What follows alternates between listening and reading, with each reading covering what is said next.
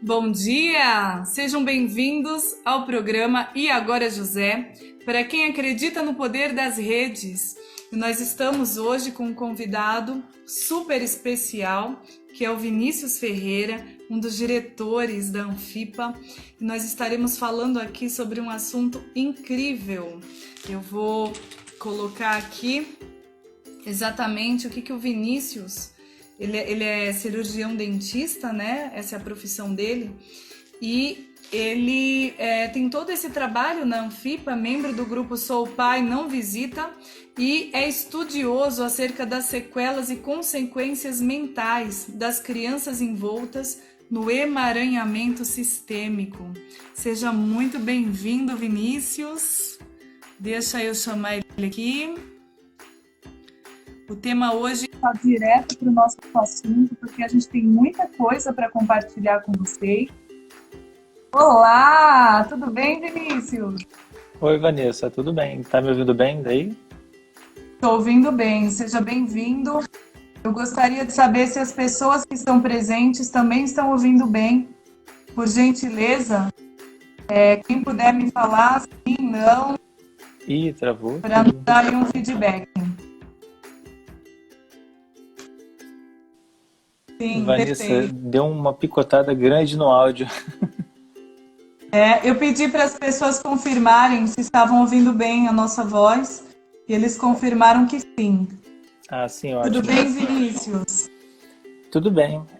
Queria te agradecer pelo convite, né? Esse tempo de pandemia, eu acho que é muito bom fortalecer as redes, é o que você está fazendo com muita maestria, né? Um programa diário, sempre coisa muito relevante. Espero Sim. contribuir um pouquinho para isso aí, né? Para a gente poder conversar. Vinícius, eu estou com grande expectativa, viu? Porque você aí como um dos diretores da Anfipa, né? O trabalho que vocês fazem é um trabalho incrível. E, além disso, o movimento, né, do Sou Pai Não Visita, de tantas pessoas que vocês conhecem que passam por essa situação da alienação parental. Tudo isso que nós podemos trazer para as pessoas, né? Eu estava conversando agora há pouco numa outra reunião, e era uma reunião que tinham alguns advogados, e eu estava passando essa informação. O quanto a sociedade não despertou para essa situação e o quanto essa situação influencia toda a sociedade. É um interesse do Estado e é interesse da sociedade as consequências dessa situação. E as pessoas não despertaram para isso. Até uma delas estava dizendo para mim, puxa vida, mas eu não tinha percebido porque isso não faz parte da minha realidade.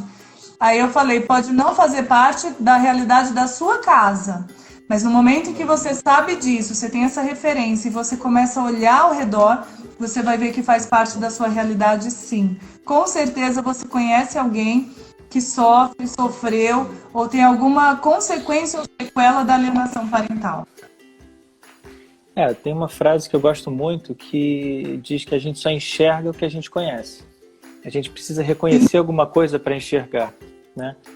E, na verdade, a minha trajetória é um pouco disso, né? Eu comecei a lidar com alienação parental sem saber que era alienação parental, sem conhecer o nome. Eu, na verdade, senti isso, né? E, como tudo na minha vida, assim, é uma coisa que eu não conheço, peraí, deixa eu descobrir se isso existe, se alguém já estudou. E desde então eu tenho buscado, né, mitigar os efeitos da alienação parental. E quanto mais eu estudo, mais eu tenho convicção, né, não eu, né, assim, os estudos, que a alienação parental ela é um grande mal para a sociedade, ela é fruto do adoecimento mental da sociedade e, ao mesmo tempo, ela colabora com o adoecimento mental. E a gente tem as sequelas aí, aos olhos vistos, né, a sociedade adoecendo como um todo, né? Pessoas se tornando violentas, agressivas, abusadoras, e tudo isso tem uma raiz, né?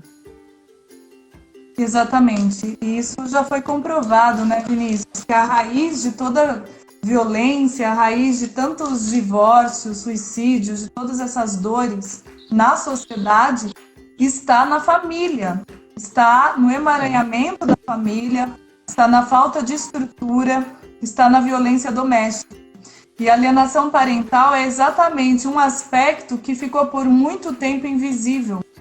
né? Ainda Até a tá, né? pesquisa ainda está. Quando eu falo ficou, porque pelo menos algumas pessoas que são vítimas, né, que passaram por esse histórico, começaram a despertar, e grupos como, por exemplo, Sou Pai Não Visita, como a Anfipa, né, a Paz, são grupos que começaram a trazer, né, pessoas, unir pessoas e levar essa informação adiante. Então, muitas pessoas, como no teu caso, passaram por isso e nem sabiam, não conheciam nem o nome disso, né? E agora, pelo menos, existe alguma coisa, já existe um movimento nesse, né? Sim, é um movimento que tem crescido. É com muita satisfação, né, que olhando para trás eu vejo, poxa, há 8 anos atrás era muito pouco conhecido, hoje ainda é, mas já passou em novela, já está passando em alguns programas, já está sendo discutido. E é interessante falar da alienação parental porque hoje a gente tem alguns movimentos contra o maus tratos de animais, por exemplo, mas a gente não cuida de um bem precioso para a humanidade que são nossas crianças, que são nosso futuro, né? Eu sempre gosto de começar falando da alienação parental pelo que é saúde mental, né? Como profissional de saúde, a gente tem que discutir o que é saúde. Muita gente pensa que saúde é ausência de doença, e não é. Saúde é você estar bem, né? Saúde tem a ver com bem-estar. Você pode estar completamente assim, assintomático e estar completamente adoecido. E a saúde mental também é isso, é você estar bem para reagir às demandas do seu dia a dia, né? E a doença mental, ela na verdade faz com que a gente reaja mal, né? A gente pode reagir de uma forma exagerada, a gente pode não reagir a uma situação e a gente não desenvolve nossa potencialidade. As crianças também, para falar de alienação parental, elas são como casas, templos, né? E você vai colocando tijolinho a cada dia, tijolinho a cada dia. Só que os tijolinhos, na verdade, são as experiências de cada dia que elas vão vivendo, né? E quando dormem, elas internalizam aquilo, fazem sinapses, constroem uma rede neural e isso é o que vai determinar que ela seja quem ela vai ser no futuro. E depois eu até gostaria de falar sobre síndrome e alienação parental, mas falando ainda dos tijolinhos, quando você coloca uma criança, né, ao desafio de estímulos que ela não entende, que não são coerentes, que não são... Na verdade, que você tira aquela criança, ao invés de desenvolvê-la, começa a ter que lidar com uma demanda diferente.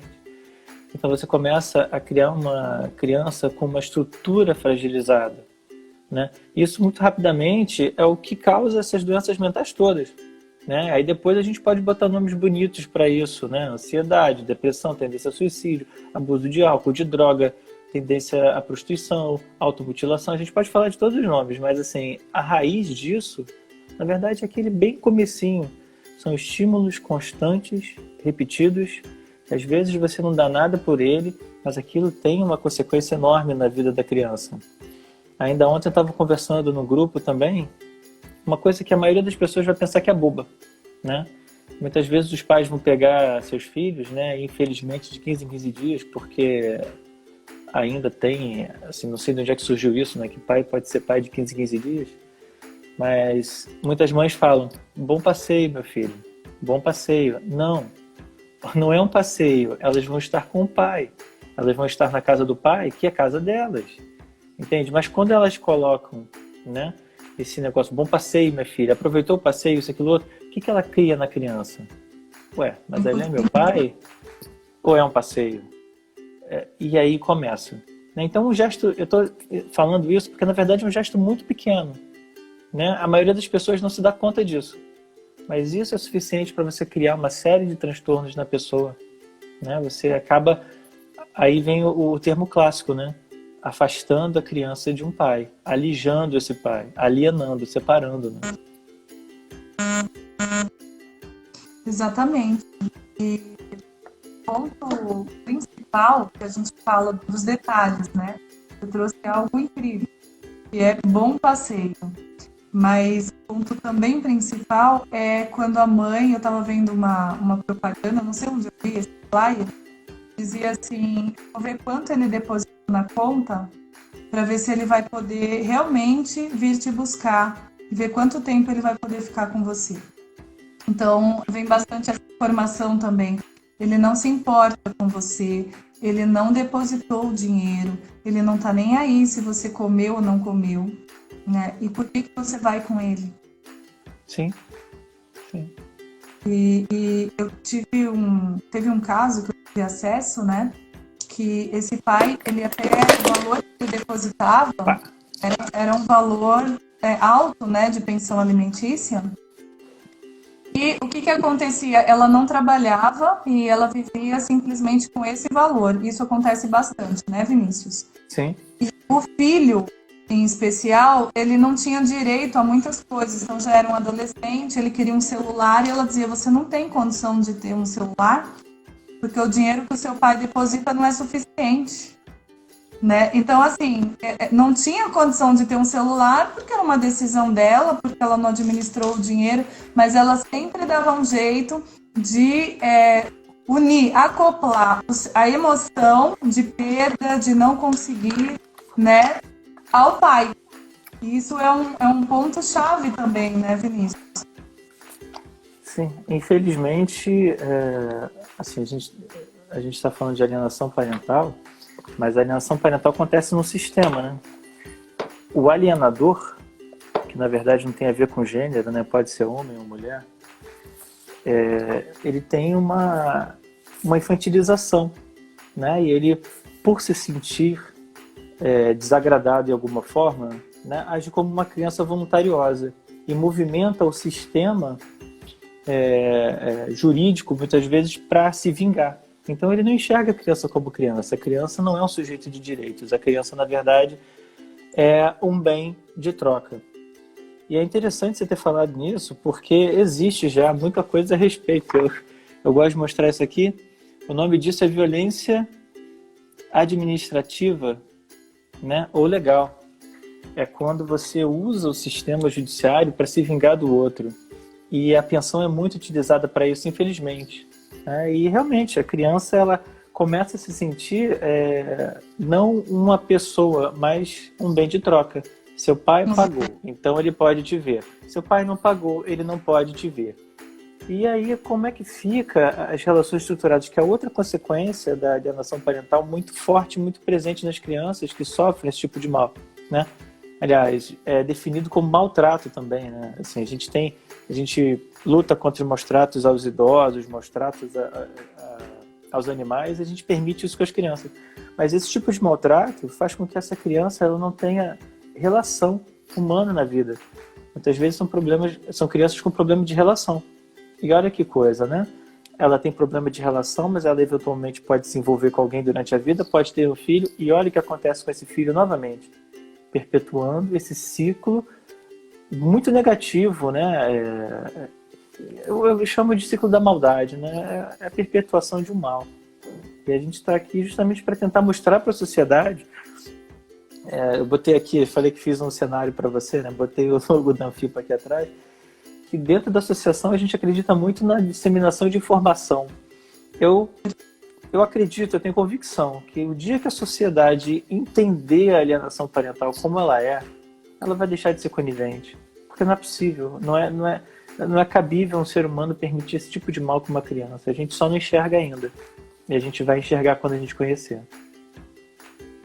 Eu queria te pedir, Vinícius, que você compartilhasse com o grupo o que você encontrou assim, de comprovações científicas a respeito das sequelas dessas crianças, né? Desses adultos agora, que antes foram essas crianças alienadas. E antes disso, eu queria só fazer uma leitura aqui que o professor Rocha colocou.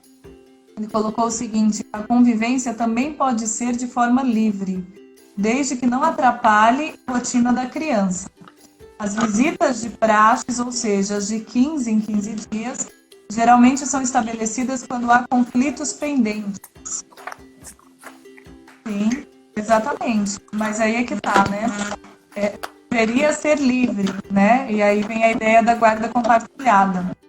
Mas os conflitos pendentes é onde a gente corre o grande risco da utilização da lei, de todo o código, de lei que vem para, na verdade, reger as relações e trazer na idealização que seria melhor, usam esse mecanismo para o que o Vinícius já colocou aqui para a gente, que acaba criando um conflito que não existia e acaba prejudicando, querendo prejudicar o outro, que agora vai ficar preso a uma sentença onde ele só tem direito à visita e de 15 em 15 dias. Além disso, vai estar prejudicando o filho sem sequer perceber isso, porque o que o Vinícius colocou, nós já falamos, inclusive, em outros programas, né, da questão do sistema familiar, dessa visão sistêmica, de que aquele que aliena, ele tem uma emoção infantilizada. Nós falamos também, Vinícius, da vivência do luto, né? Quando há uma separação de um casal, quando não existe a resolução, a vivência do luto, o final daquela situação, geralmente essa pessoa, ela busca o conflito, ela busca o processo, ela não quer que o processo seja finalizado, porque é uma maneira dela perpetuar o vínculo com aquela pessoa, que não foi resolvido dentro dela. Infelizmente a gente vê isso, né? A gente vê na justiça, né? Muitas vezes a perpetuação de um conflito, né? E tem o caso do doente que precisa da doença, infelizmente. Ainda tem muitas... A dissolução de um casal é muito dolorida. O que a gente precisa entender, na verdade, é olhar para a criança, né? Tem um porquê da gente ser adulto e da criança ser criança, né? A criança, quando começa a aula, por exemplo, ela não quer sair de casa para ir para a aula, ela chora, ela quer se agarrar à mãe, ao pai. E graças a Deus, cada vez mais pais participando desses períodos de adaptação. Mas cabe ao adulto falar: não, meu filho, você engole a sua dor, porque você também não quer deixar a criança ali. Mas você fala: não, meu filho, aqui é um lugar onde você vai aprender, fazer amizades e tudo. Então, por que a gente pode ser adulto em alguns momentos e de repente se permite ser infantil a ponto de fazer mal para quem? Muita gente fala assim: ah, mas o pai nunca quis aparecer e tal, não sei o que, a mãe isso, a mãe aquilo, abandonou. Só que, assim, se você for pensar no primeiro momento, assim, no momento da concepção, aquilo foi um gesto de amor. Então a gente pode dizer: não existia amor entre o casal e tal, okay, mas pelo menos no momento da concepção existiu. Então, assim, a gente tem que entender que certas coisas são maiores que a nossa vontade, né? E isso a gente está vendo. A sociedade está infantilizada como um todo. E às vezes eu vejo a justiça, ela dando força para essa infantilização, né? Promovendo conflitos, dando direitos em cima de coisas que de repente devia ser assim: olha só, acabou. Tem uma coisa que meus pais faziam quando eu era pequeno, falavam assim: olha, eu e minha irmã, né? Vocês estão brigando? Então tá, vou trancar os dois no quarto ali, só saem um vivo. Aí pronto, ali naquela hora eu falo assim: pô, mas eu não quero matar minha irmã. Aí minha irmã: também não quero matar ele. Aí pronto, a gente fazia as pazes. Entende? Se não tivesse talvez tantos recursos, tantas coisas, tantas voltas, os processos fossem mais rápidos, talvez fossem muito melhor resolvidos, né? E eu vejo com bons olhos a mediação. Você tinha falado sobre o que a ciência traz, né, a respeito das sequelas. Assim, é muita coisa. Quando eu comecei a buscar, eu até comecei a escrever um artigo próprio porque eu achei que não tivesse pesquisa a respeito. E aí eu me deparei com grandes estudiosos, assim, e há muito tempo trabalhando nesse assunto. Antes um pouco de entrar, né, que eu estava querendo saber se é funcional ou não, ainda estava lendo, por exemplo, isso aqui, tá. Depois, se quiser, eu disponibilizo os links. Mas é uma revisão sistemática. E é interessante falar, porque assim, o pessoal fala ciência, o cientista, isso, aquilo, outro, e para o público em geral, muitas vezes ele tem uma glamorização da ciência sem entender de fato o que é. Então eu costumo dizer também que a ciência é igual a cozinha. O bom artigo científico é igual a uma boa receita. Se você quer fazer um bolo, você vai pegar aquela receita de bolo, vai estar lá material, método, como fez aquilo, né? E a conclusão tem que ser um bolo. E você tem que conseguir fazer o bolo igual o da foto. Isso é uma boa receita. O artigo científico é a mesma coisa. Você observou alguma coisa acontecendo na natureza, você criou uma hipótese sobre aquilo, você cria uma experiência para testar aquela hipótese e depois você fala: olha, testei a minha hipótese. Bom, de 10 casos que eu testei, 10 funcionaram. Então, a hipótese confirmou, é isso. Às vezes você faz, que ciência também não é líquido e certo, né? Você tem uma hipótese, aí você testa. Acontece 5 vezes não. Aí você fala, olha, pode ser que funcione, não sei. E às vezes você consegue provar até o contrário. Ó, testei 10 vezes, 10 deram errado, então essa hipótese não funciona, que também é importante em ciência. Dito isso, o que é uma revisão sistemática? A revisão sistemática é um tipo de trabalho onde você cria um método, né, uma receita para chegar em vários artigos publicados sobre um tema, que você junta a informação de todos eles e você tem uma informação muito mais robusta. Né? Então, assim, eu vou pegar todas as receitas de bolo e vou dizer, olha, essas receitas aqui funcionam, aquelas não. Então, o que essa revisão sistemática diz para a gente aqui e que eu acho bem legal? Ela mostra, né, a partir de 106 artigos já publicados, com uma amostra enorme de pessoas que foram acompanhadas, que existe uma relação muito próxima, né, de maus tratos enquanto a criança está se desenvolvendo e comportamentos socialmente inaceitáveis, como violência, agressividade e para mim o pior deles, tô falando aqui que tá baixo o áudio. Bom, aumentei aqui um pouco, ver se melhor. Tá. Enfim. E esses 106 artigos, eles são unânimes, e unanimidade em ciência é difícil e é raro, que você tem essa relação. Né? Então, a raiz, muitas vezes, de uma sociedade violenta foram os maus tratos infantis que as crianças tiveram. Né? E aí entra a alienação parental. Tem um artigo que eu gosto muito de citar, do Bennett, mas ele trabalha com a Amy Baker, com a Maria Cristina Verrocchio, e outra coisa interessante, né? É uma área de pesquisa muito mista, tem homens e mulheres publicando a respeito, então a gente tira completamente o viés aí de gênero. De gênero, sim. Exato. E esse artigo é uma pesquisa interessante porque ele pegou quase 600 italianos adultos e passou 2 questionários. Um sobre atos de alienação parental enquanto eles eram crianças, né? Eles não sabiam o que estava sendo pesquisado, que também é importante. E depois sobre características de saúde mental deles. E é de uma riqueza tão grande, porque você tem às vezes correlação com P de 0,99, então significa dizer que tem 99% de certeza daquilo não aconteceu ao acaso. E da raiz da ansiedade, da obesidade, da automutilação, do transtorno obsessivo-compulsivo, do psicoticismo. Algumas, assim, a raiz disso está em comportamentos alienadores lá atrás. E é riquíssimo, porque por pai e por mãe também. Né? Assim, de novo, não há... A discussão da alienação parental é importante porque tem alguns grupos que querem derrubar com o viés. Assim, depois, se quiser, a gente até fala sobre isso. Mas assim, são argumentos frágeis, bem rasos. Mas é interessante que a pesquisa séria sobre alienação parental ela mostra que é mais uma relação de poder, quem exerce a alienação é quem tem a guarda, né, a custódia do menor, do que uma questão de gênero. Né? E mostra como... E, assim, eu ainda não cheguei nessa parte da pesquisa, mas um dia eu vou chegar certamente. As pessoas que fazem alienação são provavelmente pessoas que foram mal formadas. Né? Isso eu vejo como consequência do que a gente lê, mas eu nunca vi um estudo específico sobre isso, porque eu acabo focando sempre na criança. Eu sempre digo, né? Mais fácil a gente lutar pelo mais fácil. Né? E para mim é tão gritante que a gente está fazendo mal para as crianças, é tão absurdo. Né? Eu vejo como é como se você quisesse correr, se você olhasse lá para frente, uma pista linda de corrida, uma paisagem maravilhosa, e quando você quisesse correr, você está amarrado. É isso que a alienação parental faz. Essa criança não se desenvolve, ela não chega a lugar nenhum, ela se arrasta pela vida.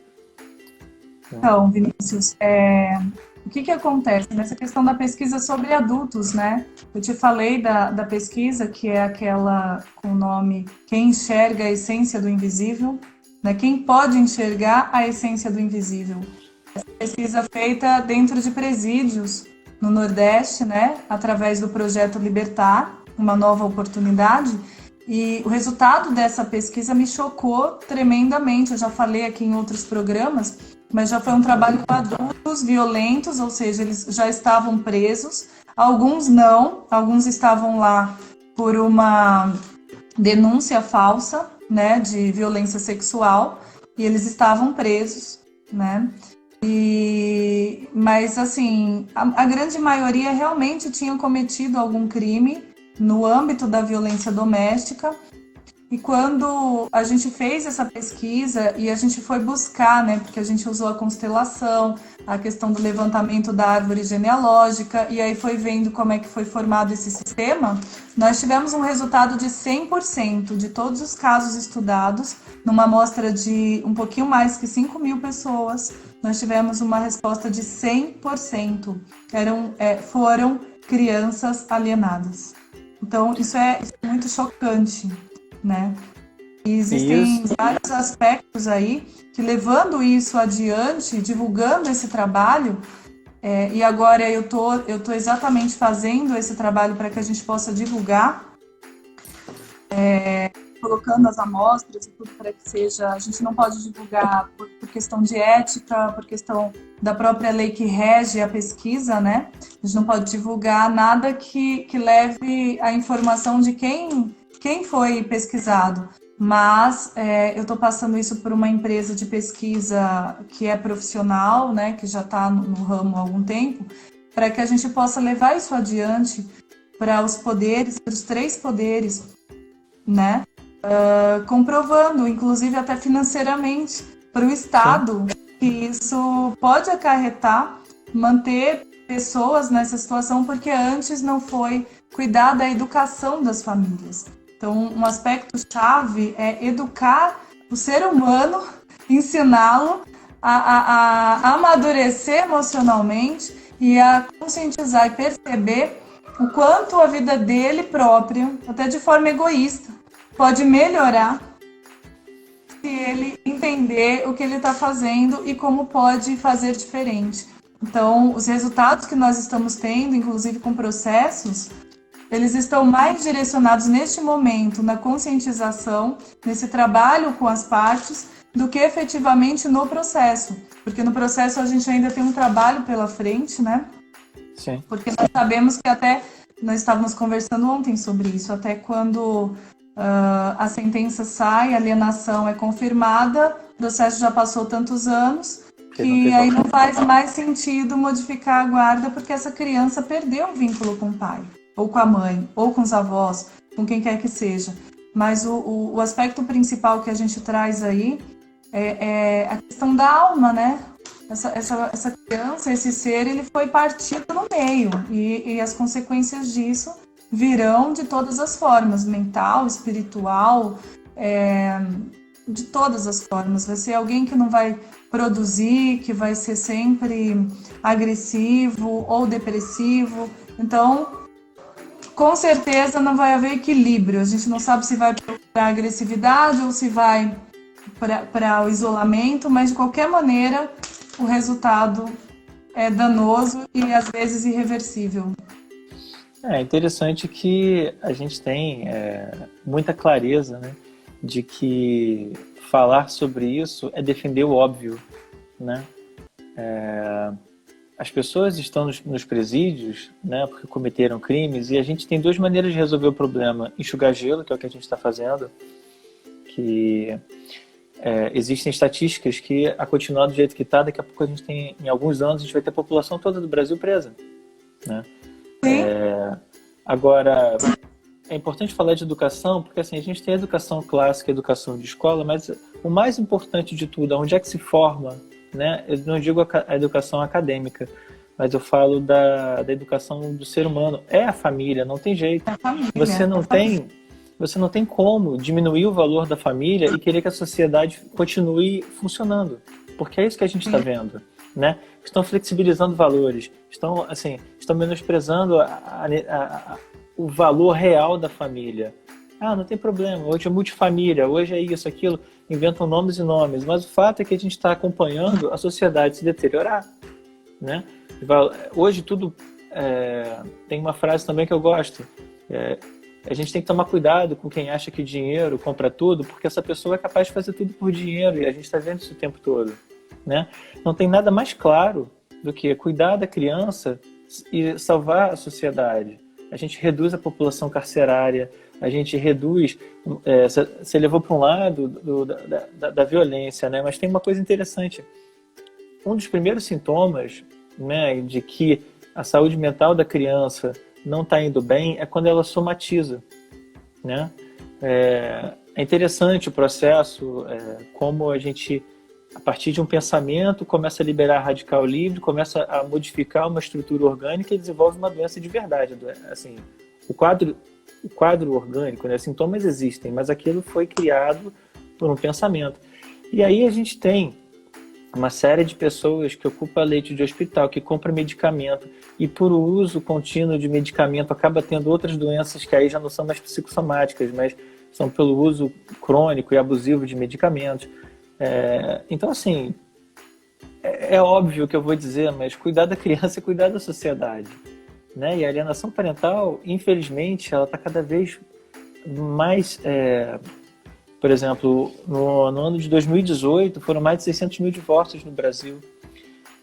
Eu nunca consegui chegar a um dado concreto, né, no Brasil, porque a pesquisa é difícil, tem segredo de justiça e tudo, mas alguns artigos americanos falam entre 30% e 45% das crianças que vivem em lares de pais separados, elas sofrem alienação parental.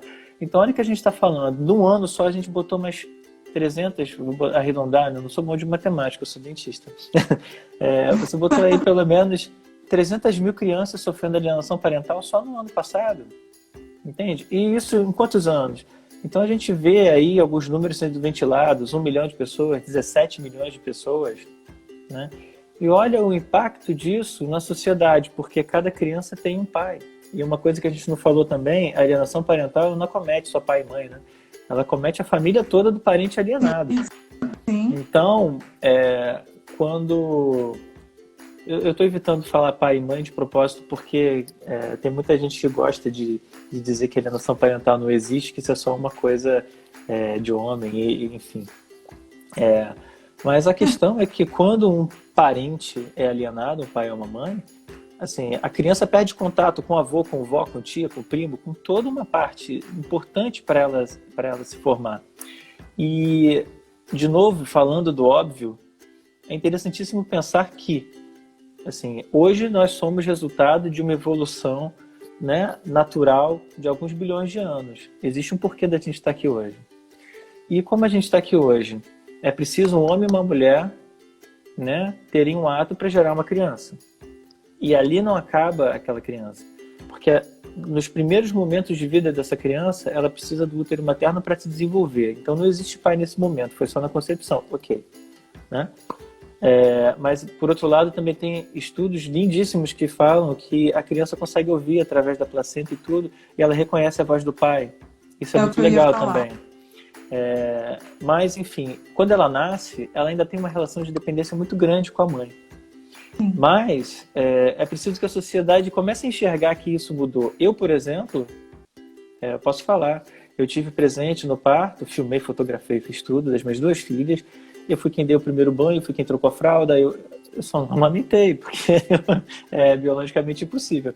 Mas, então assim, eu participei ali ativamente o tempo todo.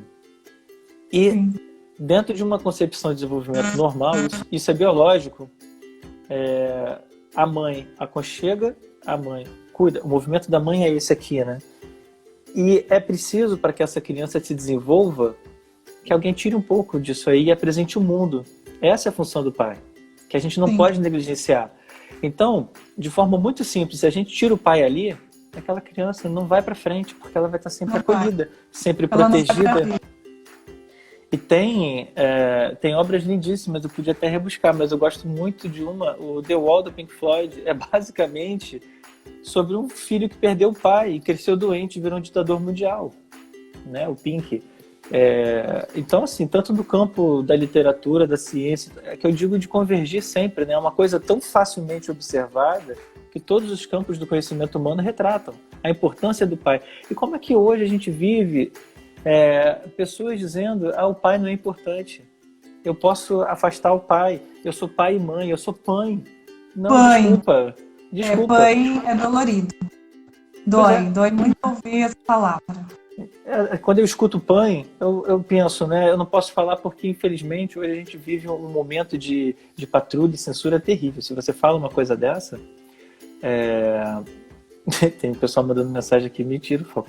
Mas quando você vê esse tipo de discurso e você vai falar e as pessoas te agridem porque, de repente, elas acham que você está falando mal da mulher, elas têm uma cegueira tão grande que elas não entendem que o PAN é alijador. É como se você amputasse a perna de uma criança e quisesse que ela corresse. Não vai nunca. Não vai, desculpa. Você está criando uma criança doente. Você pode minimizar. É claro que, sim, também não quero dizer que todo pai é santo, porque ninguém é. O ser humano é ser humano. Né? A essência boa do ser humano, ela pode... É claro que tem pais aí que abandonam e tudo, mas a gente tem que tomar cuidado, porque também tem muita mulher que afasta. E o PAN, como você disse, é muito dolorido. Quando eu escuto assim... dói. Quando a gente fala de alienação parental, o Bahir, né, que vai estar aí sábado também, ele fala dor da alma. Para mim, ele criou esse termo, porque eu nunca tinha visto antes.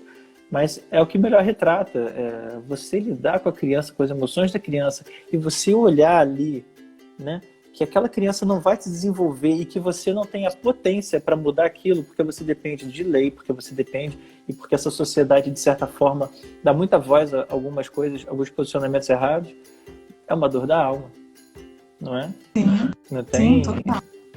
E ao mesmo tempo a gente está aqui falando da dor da alma, coisas extremamente óbvias, simples, e que ainda tem muita gente que não enxerga, né?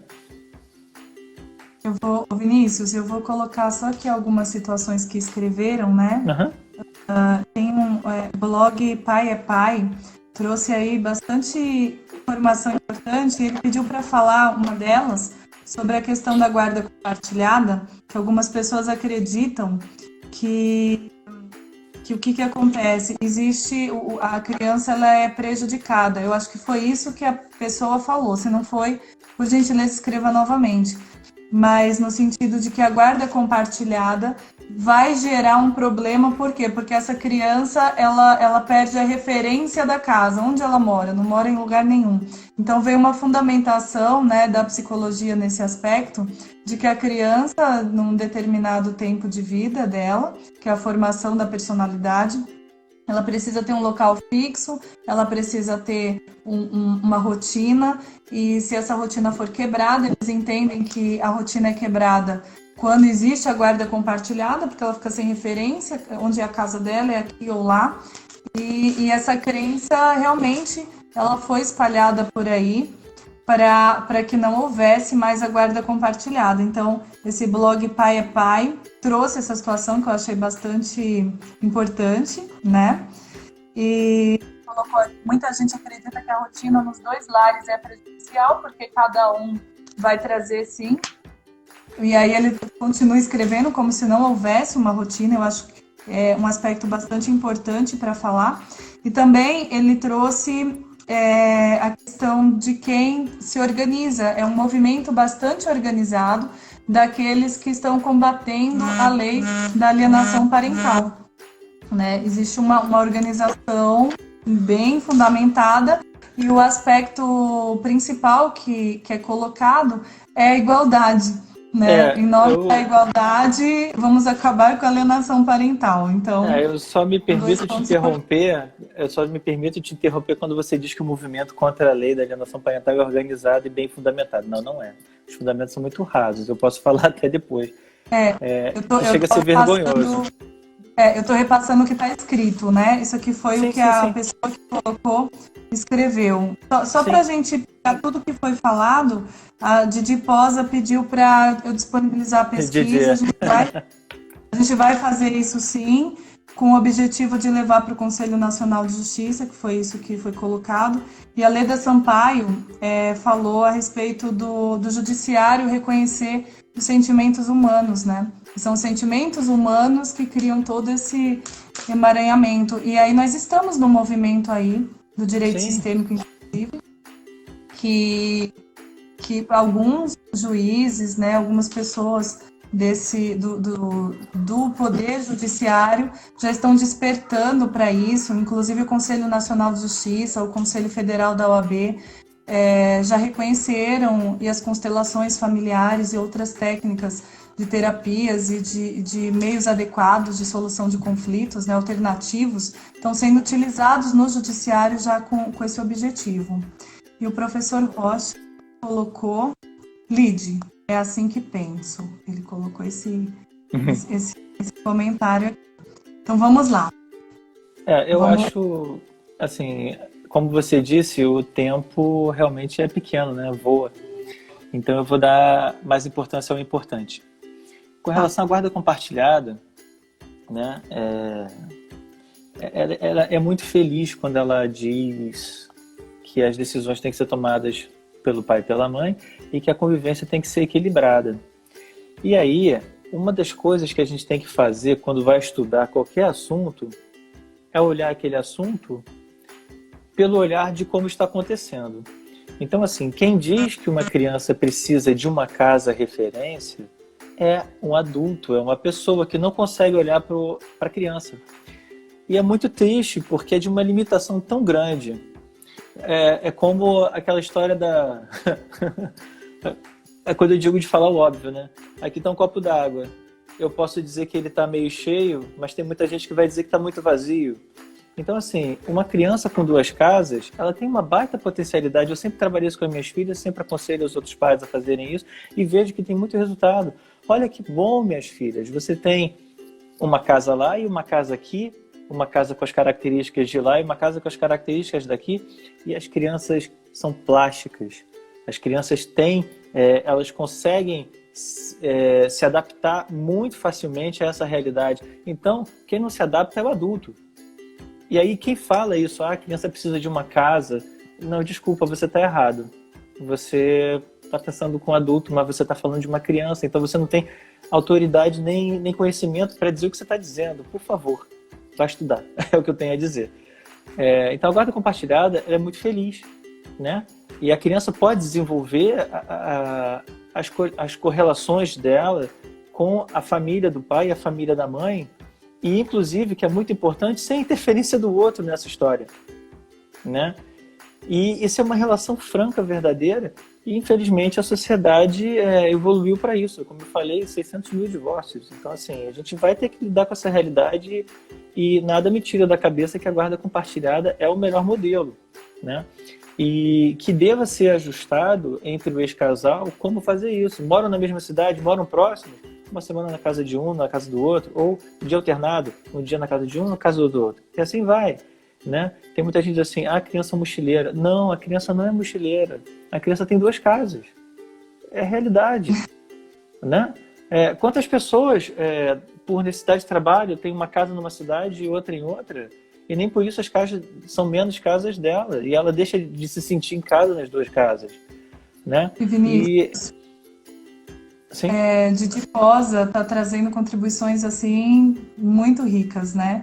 Ele e também aí é diretor da seguinte... FIPA, ele é um querido. Ah, é? Ah, tá. Ele trouxe algo que me deu vontade de rir, mas antes dessa eu vou falar. Ele trouxe a questão das crianças de circo, né? Crianças que fazem parte de famílias que, por causa do estilo de vida, estão sempre mudando. Crianças, às vezes, de culturas, como ele não falou, mas eu estou trazendo aqui os ciganos, né? Ou grupos que estão sempre mudando. Então, como é que ficariam essas crianças se elas não se adaptassem? Né? E a verdade, até contribuindo, eu lembrei de uma frase, né, que diz: a casa da criança é o pai e a mãe. Ponto.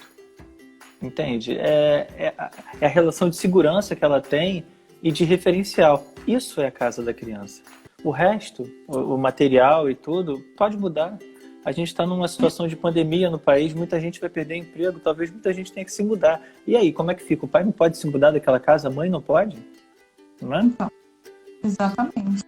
E aí veio a brincadeira, né, do Didi Posa, que colocou assim, que tendo 2 casas, tem 2 festas de aniversário. Ah, mas isso eu exploro também com as minhas filhas e falo. Porque a gente precisa... aquele filme, né, A Vida é Bela, ele traz algumas coisas interessantes. E se a gente reparar, ele parece um filme muito fantástico, mas ele está o tempo todo na nossa realidade. há pouco tempo passou na televisão pais que se fantasiaram de dinossauro para poder ver o filho, porque aí estavam todos isolados. Então, o exercício da paternidade acaba sendo, em função dessas dificuldades todas, um grande vida é bela, né? E é isso, a gente tem que transformar uma realidade cruel numa coisa boa. E aí sim, olha, tem coisas boas e tem coisas ruins, mas coisa boa, você vai ter 2 festas de aniversário, sim, olha que legal, não é? 2 bolos, duas comemorações, amigos aqui, amigos ali, e é uma realidade, a gente tem que transformar isso em alguma coisa boa para a criança. E isso, na verdade, não quer dizer que um pai tem direito de falar assim, mas a festa na casa dele vai ser pior que a minha e tal. Não é isso, porque aí de novo a gente cai na alienação parental, e às vezes acontece. Utilização novamente, né? Exato. Que a competição, né, que é melhor do que ali e perde a característica de mãe e pai. Porque se tiver essa educação, a gente estava falando, eu vou voltar para a educação. Sim. A educação não só das crianças, mas a educação dos pais, de todos os integrantes da família. Dos avós, dos tios, de todos aqueles que fazem parte dessa família. Mesmo havendo uma separação do casal, existe por causa da criança a continuação da família, né? A Helena colocou que o pai se vestiu de Papai Noel para ver a criança. Então, o que acontece? Quando você entende a função de cada um, o lugar de cada um, eu volto novamente a bater na tecla da lei da ordem. Quando cada um entende isso, mãe é acolhimento, pai é para a vida, então um vai, na verdade, dar suporte para o outro. Eu conheço casais assim, e eu tenho exemplo, por exemplo, foi péssimo. Eu tenho exemplo de uma pessoa que ele agora, nesse período de pandemia, eles fizeram um acordo, né, o casal, e aí para não ter essa questão da criança, são 2 crianças, de ficar indo para lá e para cá, nesse período de pandemia, ele foi para casa da ex-mulher dele. E eles estão agora no mesmo espaço para que os 2 possam conviver com os filhos e que haja... Isso é ajudar. Então, eu achei incrível isso, incrível, né? Isso é ajudar, né? Como eu disse, eu tenho essas coisas, né? Às vezes eu começo a falar e me perco no meio, não concluo da forma que eu tinha pensado quando eu comecei a falar. Mas quando eu disse do papel de pai e de mãe, é que eles se complementam e se ajudam, né? Eu vi também uma reportagem sobre isso, vários pais que foram para a mesma casa dos seus filhos para ajudar, porque a gente tem uma rotina modificada hoje em dia, né? A gente tem educação à distância, que por mais que as crianças sejam habilidosas com eletrônica e tudo, de vez em quando vem, pai, dá uma ajuda aqui, eu vejo isso aqui.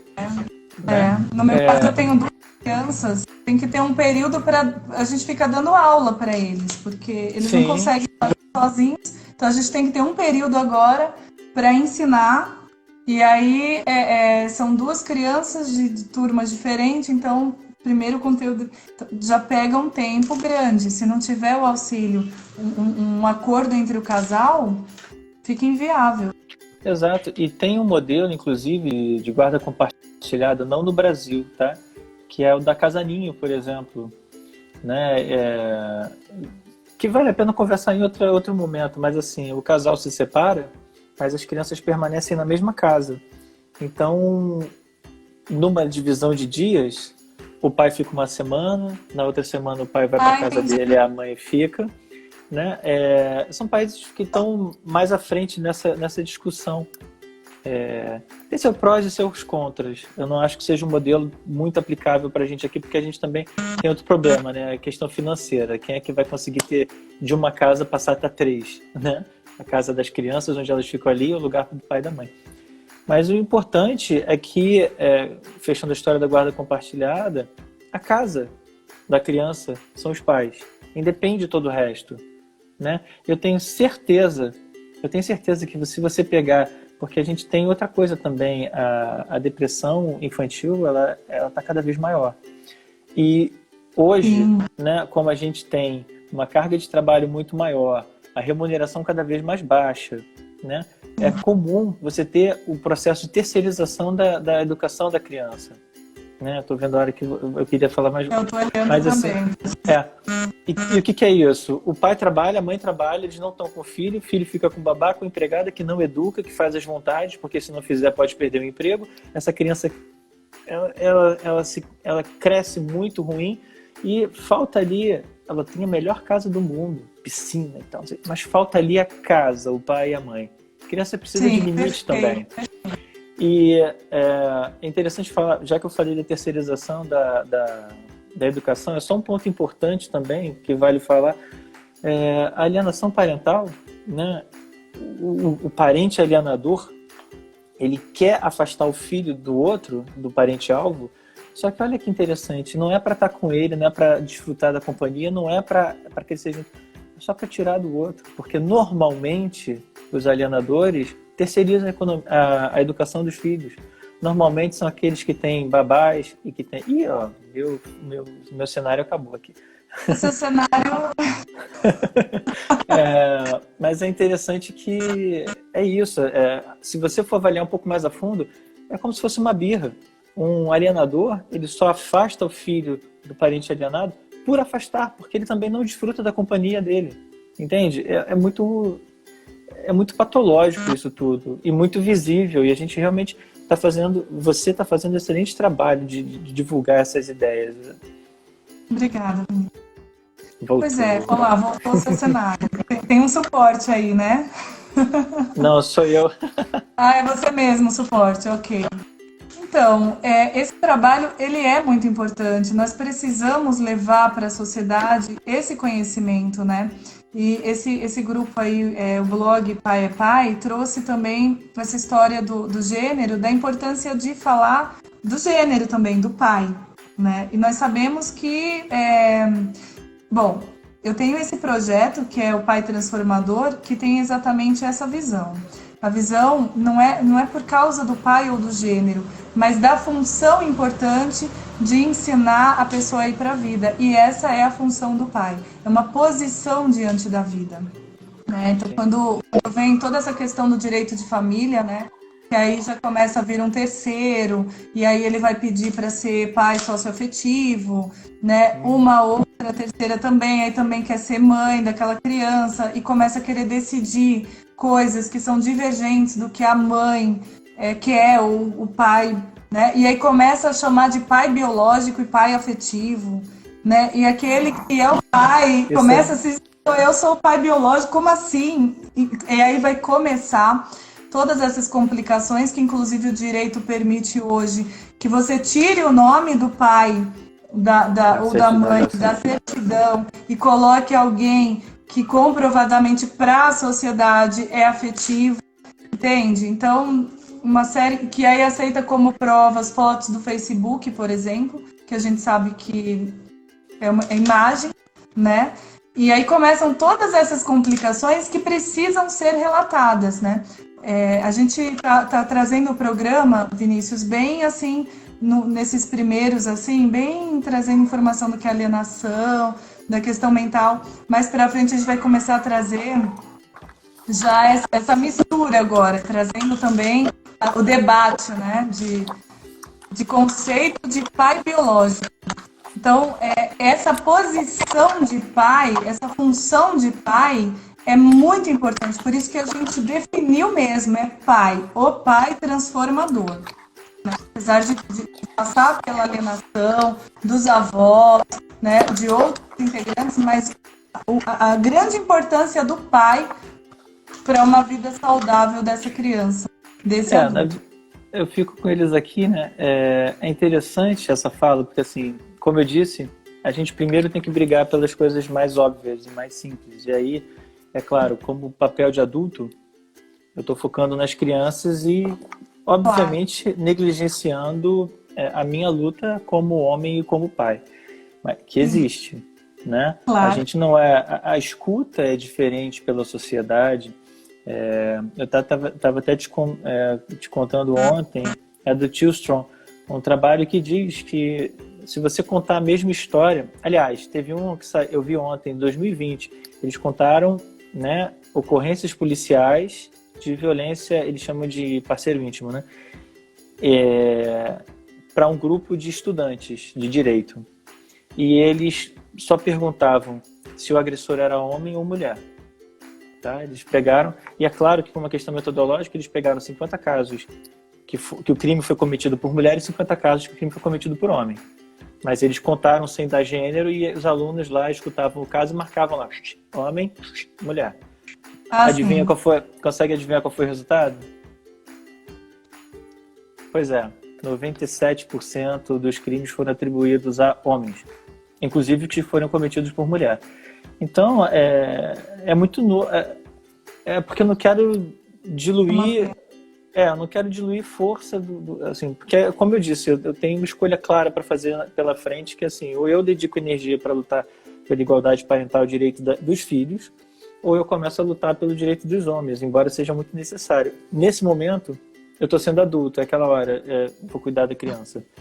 Mas existe a violência contra o homem, que é muito pouco falada, muito pouco percebida, e que a gente precisa de pessoas como você aí para defender também. Então, Vinícius, nós estamos com pouco tempo, tá? Quero agradecer a presença de todos. Foi uma honra te receber aqui. Quero agradecer, eu vi aqui que o Bair está conosco, o professor Rocha, o Dr. Fábio Moraes, são grandes amigos, estão aí conosco. Agradecer a todos vocês, tá? E assim, só para fechar, do ponto de vista da minha parte, né? Do ponto de vista da criança, a criança ela precisa da mãe e do pai, e de todo o sistema da mãe e de todo o sistema do pai. Por causa do resultado de pesquisas, por causa da história cultural, por causa da mente coletiva, nesse movimento, o pai verdadeiramente ele foi estigmatizado como violento e aquele que precisa sair porque a criança precisa da mãe. Então, olhando para a criança, ainda assim, né, essa balança é muito torta. Precisamos buscar trazer o que é o equilíbrio para ela. Então, ainda com essa ênfase na criança, nós precisamos trabalhar pela questão da alienação, mas o posicionamento do pai é algo que está muito disparo. Não o direito do homem, o direito da criança, né? Por causa da criança trazendo isso, por aí. Então, tem 3 minutos, Vinícius, para você fazer suas considerações finais. Nem vou falar muito, então. Mas é interessante você ter trazido a balança, né? A figura da balança, porque é um pouco isso. Em algum momento, você acreditou que o pai tinha muito mais do que a mãe. E aí, a gente tentando corrigir esse movimento, a gente fez isso aqui, ó. Né? Tanto a mãe subiu, tanto saiu do campo aqui, como o pai também. Então a gente agora vai ter que fazer novamente o movimento, né, para equilibrar essa balança. Porque no fundo... Eu chamo de antídoto. Sim. Nós precisamos do antídoto. O antídoto não pode ser pior do que, ainda mais a frase está famosa hoje, né, do que a doença. E infelizmente a nossa tendência é essa. Toda vez que a gente quer corrigir alguma coisa, a gente exagera para o outro lado. Agora a gente está precisando refazer... A gente está precisando fazer justiça, porque para corrigir a injustiça se criou outra injustiça. E, sim, de novo, que a minha posição sempre, até de pai, vamos dizer assim, é um sacrifício, né? É hora da gente parar, eu penso, né? É claro que o direito do homem é importante, mas a gente tem que olhar muito para o direito da criança de ter um pai, de ter uma referência, de ter uma casa, né? E eu realmente acredito... Às vezes a gente olha para frente, né, onde eu gostaria de estar e onde estamos. E a gente pensa, falta tanto para chegar. Mas em compensação, quando a gente olha de onde a gente saiu, a gente percebe que tem alguma coisa movimentando, está melhorando. Então, eu realmente acredito, e eu estou aqui, queria já agradecer o convite, a oportunidade de participar e de falar um pouco, né? Eu realmente acredito que quando a sociedade entender, né, o mal que faz quando tira o pai de uma criança, né, ela simplesmente não vai mais se permitir fazer isso. Vai ser aquela coisa do tipo, quando a mãe começar a falar mal de um pai, ela fala, opa, peraí, mas ele não tem nada bom? Como assim? E foi o pai que você escolheu, porque também tem essa, né? Sim. Ele só é pai porque você escolheu. Você quis que ele fosse pai do seu filho. Sim. Né? Então, eu só tenho a agradecer mesmo pela oportunidade.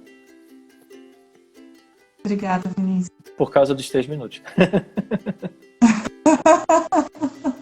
Acho que ainda teria mais um pouquinho, mais 1 minuto, mas não.